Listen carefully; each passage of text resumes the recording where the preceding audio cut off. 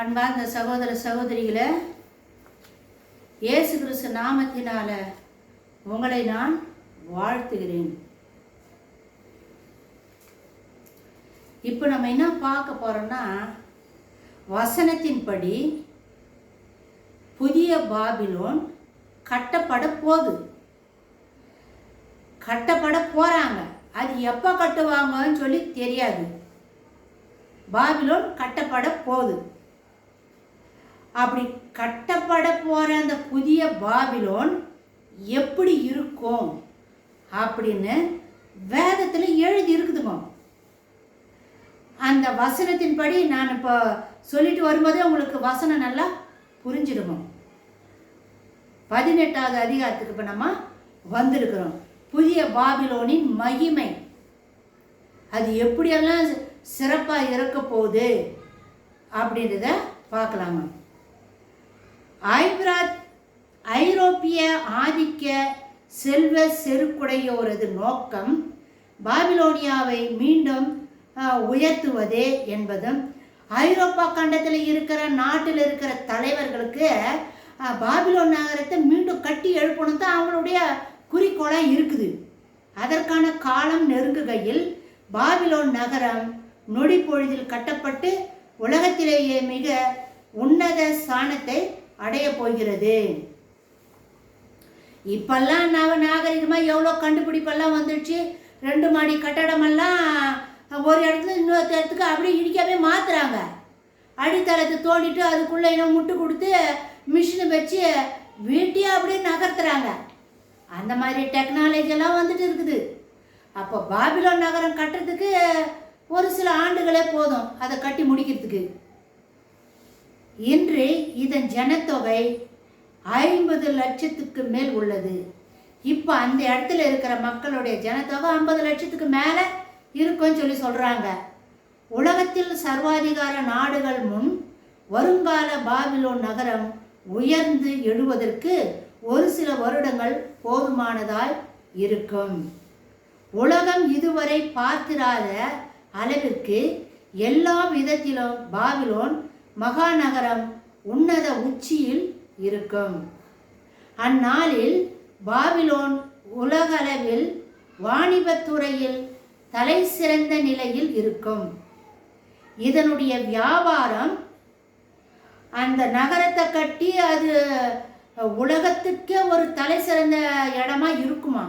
வியாபாரம் நடக்குமா. அந்த இடம் பேர் புகழ் பெற்ற இடம் போல மாறிடுமா பாபிலோன் நகரம். இங்கு வியாபாரம், இதனுடைய வியாபாரம் பொன், வெள்ளி, விலை உயர்ந்த ரத்தினம், முத்துக்களால் ஆகியவற்றாலும், ரதாம்பரத்தாலும், பட்டாடைகள், சிவப்பாடைகளிலாலும், விலை உயர்ந்த கம்பளி ஆடைகளாகவும் இருக்கும். வியாபாரம் இந்த மாதிரி விலை உயர்ந்த பொருட்கள் எல்லாம் அங்கே வியாபாரம் செய்யப்படுமா. இது நவநாகரிக சமுதாயம் மிக விலையுயர்ந்த ஆடை ஆபரணங்களினாலும் அலங்கரிக்கப்பட்டிருக்கும். எது? புதிய பாபிலோன் கட்டப்பட போற புதிய பாபிலோன் இப்படி இருக்குன்றாங்க. அலங்கரிக்கப்பட்டிருக்கும். அவர்களது வீடுகள் மிக அரிதான விலையுயர்ந்த மரங்களால் கட்டப்பட்டிருக்குமா. வீடுகள் எல்லாம் வெண்கலம், இரும்பு, சலவைக்கல் ஆகியவற்றால் கட்டப்பட்டிருக்கும். இப்பவே நம்ம அரபிகளுடைய வீடுகள் எல்லாம் பார்த்தா எப்படி இருக்குது? அதை விட இன்னும் சூப்பராக இருக்குமா. விலையேறிய பண்டங்கள் பாத்திரங்களால் நிரம்பி இருக்கும். செல்வ செருக்கேற்ற தொங்கு, அதாவது பணக்காருடைய வீடுகள் எல்லாம் தொங்கு திரைகள், படுக்கைகள், மெத்தைகள், கம்பளி துணிகள் வீடுகளை அலங்கரிக்குமா. இன்னைக்கு கூட நிறைய பணக்கார வீட்டுகள் எல்லாம் போய் பார்த்தோம்னா அரண்மனை மாதிரி எப்படியெல்லாம் ஜோடிச்சு வச்சிருக்கிறாங்க. வீட்டுக்கு எத்தனையோ கோடியாக பணத்தை செலவு பண்ணி கட்டுறாங்க. நம்ம இந்தியாவில் இருக்கிற பணக்கார வீடுகள் எல்லாமே எப்படியோ இருக்குது. அதை விட இன்னும் அதிகமாக இருக்குமா. பாபிலோன் நகரம் முழுசாக அப்படி தான் இருக்குமா. அந்த நகரம் கட்டப்பட போகிற நகரம் அப்படிதான் இருக்குமா? அப்படின்னா செல்வ செருக்குற்றோர் தான் அங்கே இருப்பாங்க போலதுக்கு நிறைய பேர். மேலும் விளைவிருந்த வாசனை தைலங்கள், இதன் லவங்கப்பட்டைகள், தூப வர்க்கங்கள், சாம்பிராணிகள், நறுமண சாதனங்கள் முதலியவைகளை உபயோகிப்பார்கள். ஏற்கனவே நம்ம நாட்டில் கூட எல்லா இடங்களிலும் இதை உபயோகிச்சுட்டு தான் இருக்கிறாங்க. எல்லாம் என்னது நல்லா சென்ட்டு, நல்ல வாசனை உள்ள சென்ட்டுங்க, தூப வர்க்கங்கள், தைலம், மேலே பூசிக்கிறதுக்கு என்னென்னவோ கிரீமெல்லாம் போட்டு பூசிக்கிறாங்க. அதெல்லாம் அவர்களது விருந்துகளில் இது வீடு அப்படியெல்லாம் அலங்கரிக்கப்பட்டிருக்கோம். இப்போ அவங்க சாப்பிட்ற இடம், சாப்பாடெல்லாம் எப்படி இருக்குதுன்னு பார்க்கலாம். அவர்களது விருந்துகளில் மிக வசீகரமாக இனிமையான திராட்சை ரசம், கொழுமையான பதார்த்தங்கள், ருசிகரமான விதவிதமான பலகாரங்கள், பானங்கள் யாவும் அளவில்லாமல் மிஞ்சி நிரம்பி வழிந்தோடும். இது அவங்க சாப்பிட்ற சாப்பாட்டில். மிருகங்களெல்லாம் எப்படி இருப்பாங்க? குதிரைகள், ரதங்கள், மிக விரைவில் செல்லக்கூடிய வாகனங்கள் மற்றும் துரிதமாய் பறக்கும் ஆகாய விமானங்கள் யாவும் அவர்கள் உபயோகத்தில் இருக்கும். அந்த நகரத்தில் இருக்கிற மக்கள் பிளெயின் எல்லாம் யூஸ் பண்ணுவாங்களாம். சர்வ சாதாரணமாக இருக்குமா? இப்போவே நம்ம இந்தியாவில் கூட பாருங்க, நிறைய பேர் பிளெயின் வச்சுருக்குறாங்க. சினிமா நடிகர்லாம் கூட சொல்கிறாங்க, ஒரு சிலர் பிளெயின் வச்சுருக்குறாங்கண்ணா, ஊழிக்கார் கூட பிளெயின் வச்சுருக்குறாங்க. அப்போது கடைசி நாளில் கட்ட போகிற இந்த பாபிலோன் நகரத்தில் இருக்கிறவங்க சர்வ சாதாரணமாக வச்சுன்னு இருப்பாங்களாம் பிளெயின் எல்லாம், சீக்கிரமாக போகிறதுக்கு வர்றதுக்குன்னு. அப்போ எந்த அளவுக்கு பணம் படைச்சவங்க, செல்வமிக்கவங்க அந்த நகரத்தில் வந்து வசிப்பாங்கன்றதை கொஞ்சம் யோசித்து பாருங்க. அவர்கள் அநேகம் அடிமைகளை வைத்திருப்பார்கள். ஏன்னா நல்லா வசதி படைச்சவங்க இருக்கிறாங்கனாக்கா அந்த வீட்டில் அடிமைகள் இருப்பாங்க. என்ன மாதிரி அடிமைகள் இருப்பாங்க? மனுஷனுடைய ஆத்துமாக்களை சூறையாடும்படி பெண்கள் தங்கள் சரீரங்களை விற்று விதவிதமாக தங்கள் இச்சைகளை தணித்து கொள்வார்கள். காம விகாரம், கற்புக்கு விரோதமான பாவங்கள் தலைவிரிச்சு ஆடுமா. ஏன்னா வசதி வாய்ப்புகள் நிறைய இருந்தால் கொழுப்பேறி போயிடும், பாவம் செய்ய சொல்லும். அதனால் அதில் அவங்களுடைய இச்சையை தணித்து கொள்றதுக்காக பெண்களை வச்சுன்னு இருப்பாங்களாம்.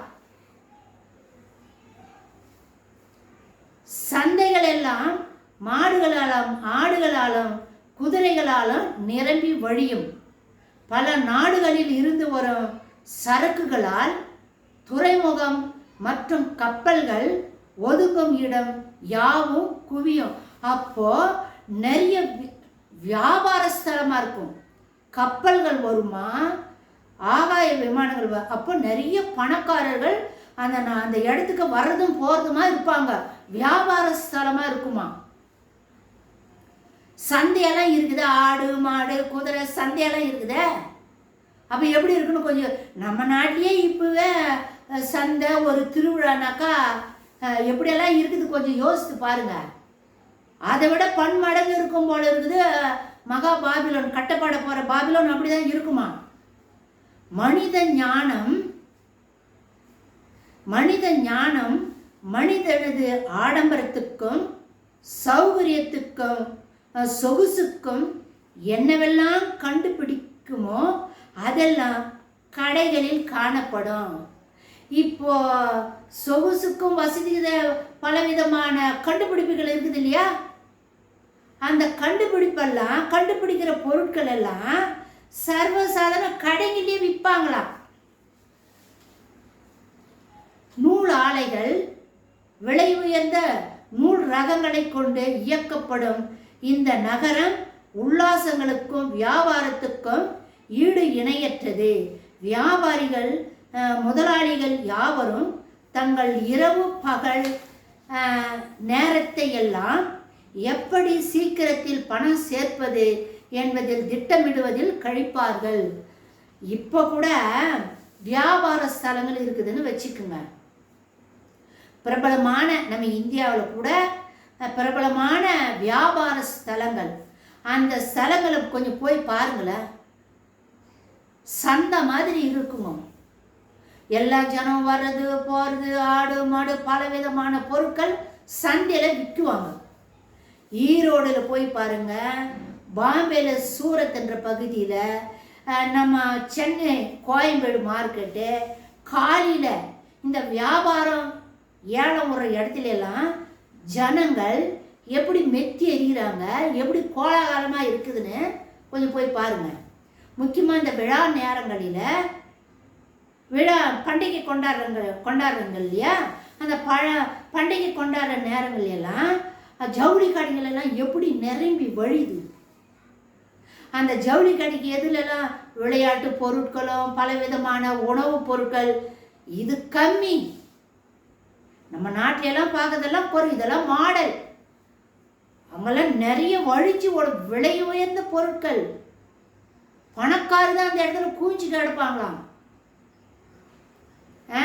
உல்லாச பணக்காரெல்லாம் வியாபாரிகள் எல்லாம் முதலாளிகள் எல்லாம் இரவும் பகலமா எப்படி பணத்தை சேர்க்கறது அதை திட்டமிறதுலேயே இருப்பாங்களாம். உல்லாச பிரியர் புதிய முறை சிற்றின்பங்களை உருவாக்குவதில் திட்டமிடுவர். உல்லாசமாக வருவாங்க இல்லையா, அந்த இடத்த போய் பிக்னிக் மாதிரி காலத்தை கழிக்கிறதுக்காக போவாங்க இல்லையா, அந்த மாதிரி ஆட்களை பிரியப்படுத்துறதுக்கு பலவிதமான திட்டங்களை தீட்டுவாங்களாம். ஆங்காங்கே களியாட்டங்களும்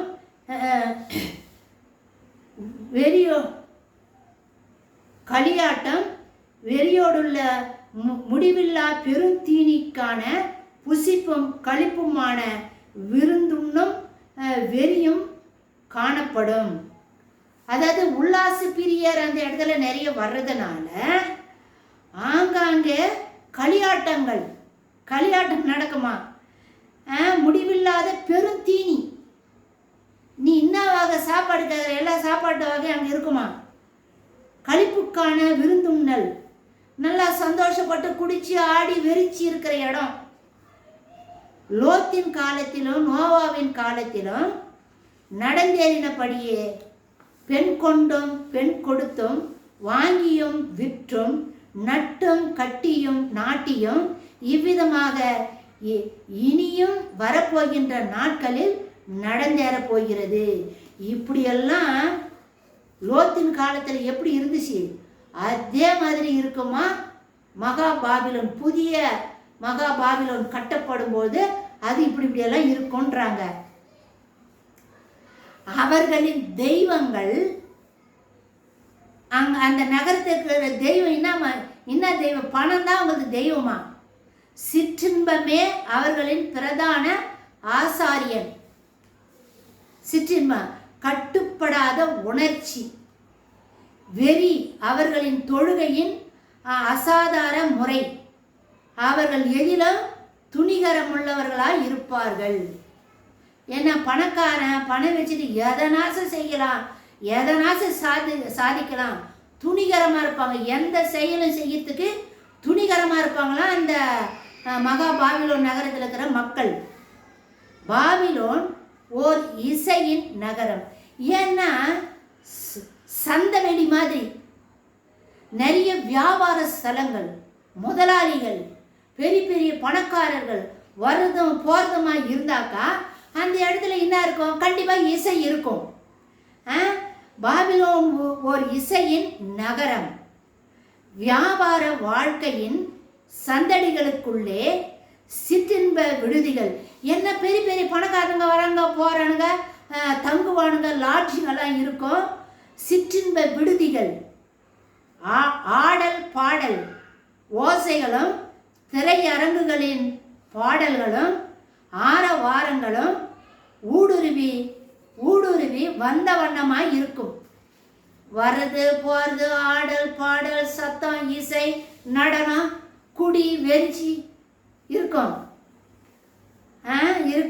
சுரமண்டலக்காரரும் கீதவாத்தியக்காரரும் நாகசுரக்காரரும் எக்காலக்காரரும் மாணவர்களுடைய இசை கருவிகளின் இசை தொனி கேட்டுக்கொண்டே இருக்கும். இரவும் பகலும் இந்த இசையினுடைய சத்தம் கேட்டுக்கிட்டே இருக்குமா அந்த நகரத்தில். வெளிப்படுத்தின விசேஷம் 18வது அதிகாரம் 22வது வசனம் என்ன சொல்லுது? உலகத்தில் பெயர் பெற்ற பாடகரும் வாத்திய கருவிகள் வாசிப்போரும் இருப்பார்கள். அதன் திரை அரங்குகளும் இசை கூடங்களும் இரவும் பகலும் ஓய்வின்றி பயன்படுத்தப்படும். இரவும் பகலுமா அந்த இசைக்கருவி வாசிச்சுட்டு இருப்பாங்களாம். ஏன்னா சிற்றின்பா நிறைய பேர் வர்றது போகிறதுமா இருப்பாங்கல்ல. இரவு என்று அழைக்கப்பட முடியாதபடி மின் விளக்குகளின் வண்ணமிக்க பளிச்சிட்ட ஒளி இரவினை பகலாக கருத முடியும். பகல் எது இரவு எதுன்னு தெரியாதான். அந்த அளவுக்கு ராத்திரியில் வண்ண வண்ணமான விளக்குகளால் அலங்கரிக்கப்பட்டு ஒளி வீசி கொண்டிருக்குமா அந்த பட்டணம், பாபிலோன் பட்டணம். அதனால எப்பொழுதும் வெளிச்சம் லைட் எல்லாம் எரிஞ்சிருந்ததுனால எது இரவு எது பகலுன்னு தெரியாதான். அந்த அளவுக்கு இருக்குமா. பண்டக சாலைகளும் வியாபார ஸ்தலங்களும் இரவும் பகலும் அடைப்பதே இல்லை. கடை மூட மாட்டாங்களாம். எப்போ வியாபாரம் இருந்துக்கிட்டே இருக்குமா. ஓய்வு நாள் இல்லாமல் சிற்றின்ப பைத்தியமும் பணம் சம்பாதிப்பதில் பேராசையும் இரவும் பகலாக விடாப்பிடியாக உரண்டு புரண்டு கொண்டு செல்லும்படியான போக்கை வியாபார நிறுவனங்களில் காண முடியும். இரவும் பகலும் பணம் பொருளுமா. ஏன்னா விலை உயர்ந்த பொருட்கள் எல்லாம் வியாபாரம் பண்றாங்களே. அதனால பெரிய பெரிய வியாபாரிங்க பணக்காரங்க தான் வருவாங்க. அப்ப அந்த இடம் எப்படி இருக்குன்னு கொஞ்சம் யோசிச்சு பாருங்க. பெரிய பெரிய வசதி படிச்சவங்கலாம் அந்த இடத்துல வராங்கன்னா அதுக்கு தகுந்த மாதிரி தானே கட்டடம் இடம் அமைப்பெல்லாம் அதுக்கு தகுந்த மாதிரி தானே இருக்கும். இப்பிரபஞ்சத்தின் தேவனான சாத்தான் அம்மக்களின் சரீரங்களையும் மனதுகளையும் ஆட்கொள்ளுவதால் இத்தகைய போக்குகள் மிக இலகுவாய் அமையும். ஏன்னா வசதி படைச்சவங்க பாவம் செய்ய துணிகரம் உள்ளவங்க இருக்கிறதுனால சாத்தானுக்கு ஈஸி ஆகி போச்சு உள்ள நுழைஞ்சு வேலை செய்யறதுக்கு. ஏனெனில் மகா பாபிலோன் பேய்களுடைய குடியிருப்பும் சகலவித அசுத்த ஆவிகளுடைய காவல் வீடும் அசுத்தமும் அருவருப்புமான சகலவித பறவைகளுடைய கூடுமாயிற்று என வெளிப்படுத்தின விசேஷம் 18வது அதிகாரம் 2 எழுதப்பட்டுள்ளது. அப்ப இந்த அளவுக்கு பேய் குடியிருக்கிற இடம், அசுத்தம் அருவருப்பு பாவம் மலிச்சு கிடக்கும் அந்த நகரத்துல. ஏன்னா கொழுத்து போன செல்வந்தர்கள் அந்த இடத்துல வராங்க போறாங்க குடியிருக்கிறாங்க. நகரத்துக்குள்ள அவங்க இருப்பாங்க. இது இல்லாம பிசாசினா மாதிரி வேலை பண்றான் பாரு. மாந்திரீக விபரீத ஆவிகளின் அபூர்வ அசாதாரண கிரியைகளுக்கு எல்லாம் இந்நகரம் இருப்பிடமா இருக்கும். மந்திர வேலை செய்யறதுல நம்பர் 1 இருக்கமா உலகத்திலேயே பாபிலோன். அதனால எங்க இருக்கிறவங்களும் மந்திரம் செய்யறதுக்கு அந்த ஆவிகளினுடைய வல்லமையை பெற்றுக்கொள்றதுக்கு எங்க இருக்கிற மக்களும் உலகத்தில் இருக்கிற பல இடத்துல மக்கள் அந்த நகரத்துக்கு வருவாங்களாம். மந்திரத்தை தேடி வருவாங்களாம். மறு உலகங்களோடு ஆவி உலகில் சஞ்சரித்து தொடர்பு கொள்ளுவதெல்லாம் மிதமிஞ்சியதாக ஈடு இணையற்றதோர் பிரதானமாகி விடும். அதாவது பேய்களின் ஒரு இடத்துல இருந்து இன்னொரு இடத்துக்கு எப்படி போறது, கூடு விட்டு கூடு பாயிருதுன்னு சொல்றாங்க பத்தியா, அதெல்லாம் ஈஸியா இருக்குமா, கட்டு கடங்காது இருக்குமா. மாந்திரிகம் மந்திரம் ஆவிகளுடைய செயல்பாடுகள் கிரியைகள் அதனுடைய வித்தை அதனுடைய அற்புத அடையாளங்கள்லாம் மிதமிஞ்சி இருக்கிறதுனால உலகத்தில் இருக்கிற எல்லா மக்களும் அந்த மந்திர சக்தியை அந்த மந்திரத்தை அந்த வல்லமையை பெற்றுக்கொள்றதுக்காக வருவாங்களாம். அக்காலத்தில் பாபிலோனுக்கு பலவித ஆவிகளின் அபூர்வ கிரியைகளை காணவும் தொடர்பு கொண்டு அனுபவிக்கவும் மக்கள் செல்வார்கள். சரீரமற்ற பிசாசுக்கள் மற்றும் அசுத்த ஆவிகள் யாவும் வான மண்டலத்தில் இருந்தும் பாதாளத்தில் இருந்தும் இப்பகுதிகளில் நல்ல வாய்ப்புகள் இருப்பதை பயன்படுத்த விரைந்து வந்து மக்களின் சரீரத்துள் குடிபுகுந்து விடுவதால் பிசாசு பிடித்த ஆண்களும் பெண்களும் அவிடம் நிரம்பி இருப்பார்கள். சரீரமற்ற ஆவிகள் ஏற்கனவே ஐபிராத் நதியில கட்டப்பட்டிருக்கிற 4 தூதர்களையும் கட்ட அவிழ்த்து விடு அப்படின்ற தலைப்புல ஐபிராத் நதியை பத்தி நம்ம பேசியிருக்கிறோம். அந்த இடத்துல தான் அசுத்த ஆவிகள் வந்து கட்டப்பட்டிருக்குது. அந்த ஆவிகளை வந்து உபத்திர காலத்துல கட்டவிழ்த்து விட்டுருவாங்க.